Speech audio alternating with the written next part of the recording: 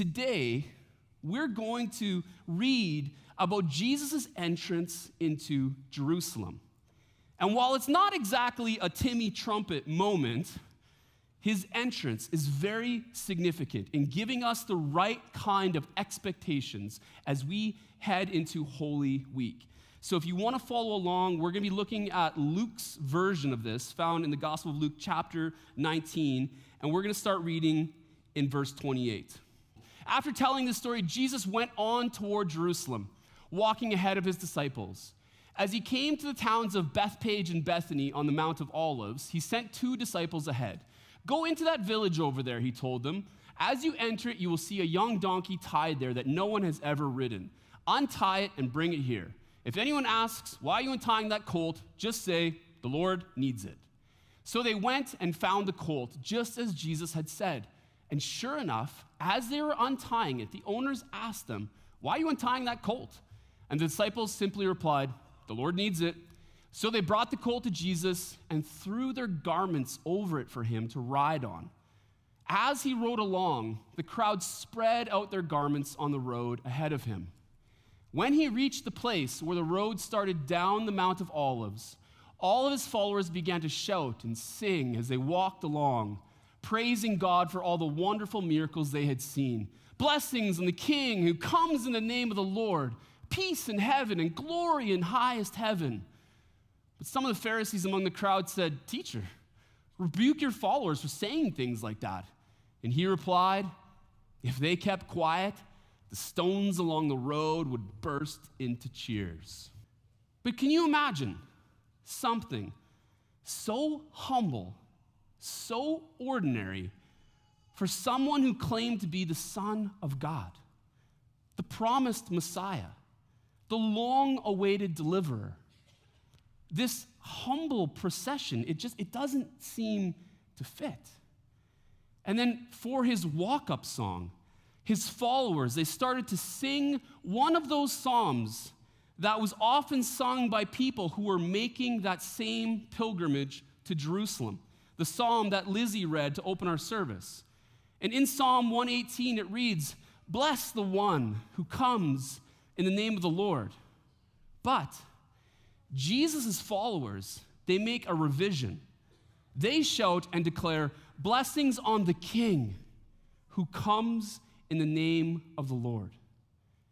They recognize that in this modest entrance, they see who is before them. This is the arrival of the King. And so coming from Caesarea, Pilate entered Jerusalem from the west, which is the opposite direction where Jesus came from, and most likely riding a war horse at the head of an imperial cavalry. And this entrance was a statement, a show of force to any kind of intimidation, to any would-be revolutionaries. Because Pilate knew long before Ivan Drago how to intimidate an opponent. It's a stark contrast to the humble way that Jesus is described to have made his entrance. But the entrance of Pilate, it's not unique. We know this kind of entrance, this kind of statement, the kind of theatrics that are intended to send a clear message of strength, might, and intimidation.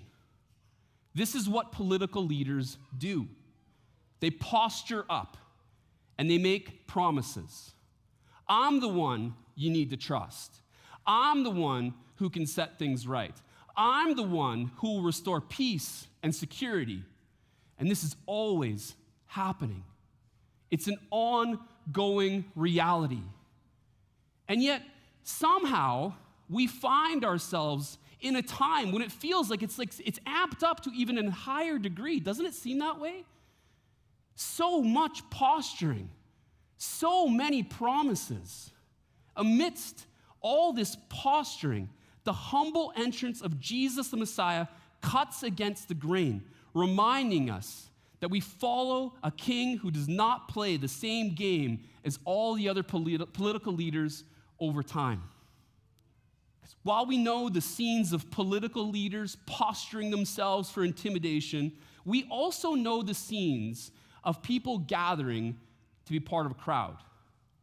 People aligning themselves with a cause, joining the momentum of a vision, rising up to oppose ideologies they disagree with, lending their voice and their affirmation to movements of change.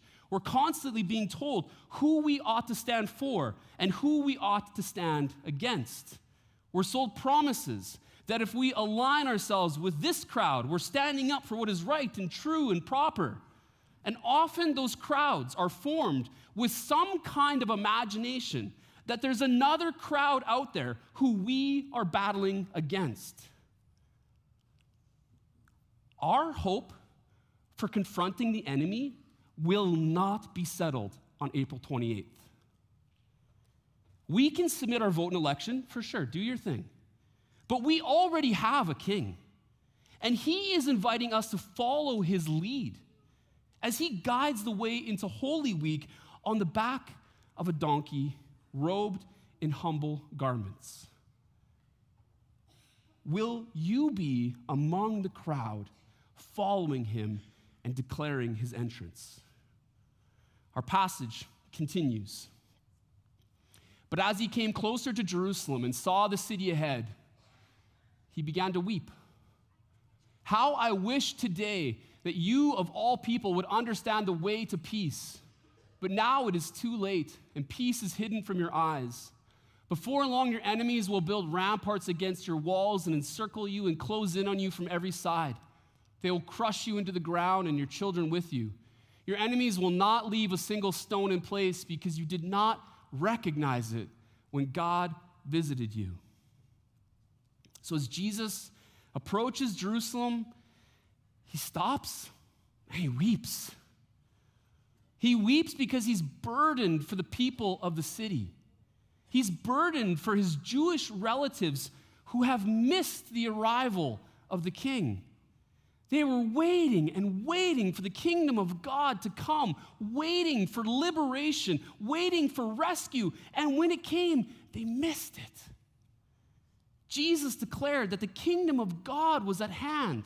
Follow me, and I will give you life and life to the full.